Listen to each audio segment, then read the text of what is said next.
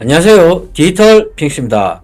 이번 시간은 리플 XRP와 포브스에 대해서 소식 전해드리겠습니다. 미국 증권거래위원회 SEC와 리플사의 소송 문제가 지루하게 이어지고 있습니다. 여기에 대해서 드디어 미국의 거대 미디어 기업인 포브스가 리플사를 위해서 직접 나섰습니다. 현재 리플과 SEC 소송 문제는 미국의 암호화폐 시장에 대한 규제 조사가 강화됨에 따라 심화되고 있습니다. 우선 포브스에 대해서 간단하게만 알아보겠습니다. 포브스는 미국의 출판 및 미디어 기업 그리고 경제 잡지인 포브스지가 유명하며 이 잡지는 순위를 선정해서 발표하는 것으로 일반인들에게 많이 알려져 있습니다. 포브스는 1917년에 설립이 되었습니다. 또한 포브스는 수많은 언론사들이 매각을 당할 때 홀로 살아남았습니다. 포브스가 살아남은 이유는 시대에 맞게 혁신하는 작업을 실행했기 때문입니다. 포브스는 다들 아시는 것처럼 매년 세계 부호 순위와 세계 유명인들의 연 소득 순위를 매기는 것으로도 유명합니다. 이렇게 포브스는 100년이 넘은 미국의 메이저 언론사입니다.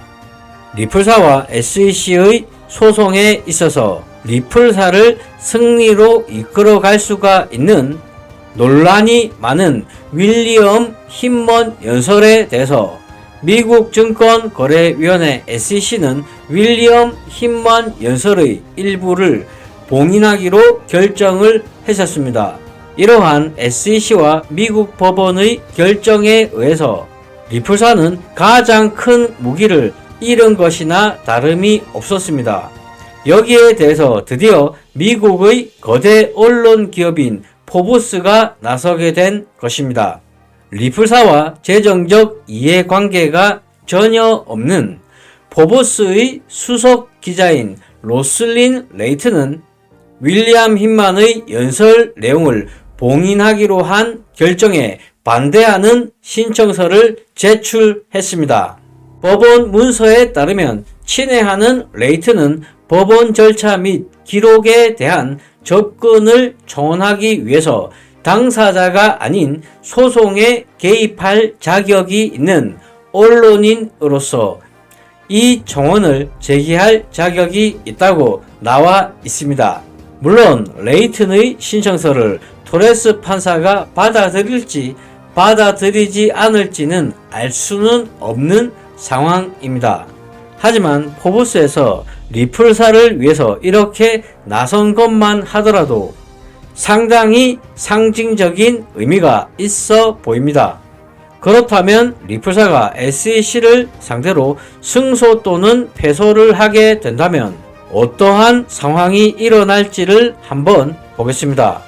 앤드류 피켓 변호사에 따르면 리플이 재판에서 승리를 할 경우에 미국 시장에서 XRP의 합법성을 확고히 하는데 도움이 될 수가 있어 가격에 유리할 것으로 보인다고 말합니다.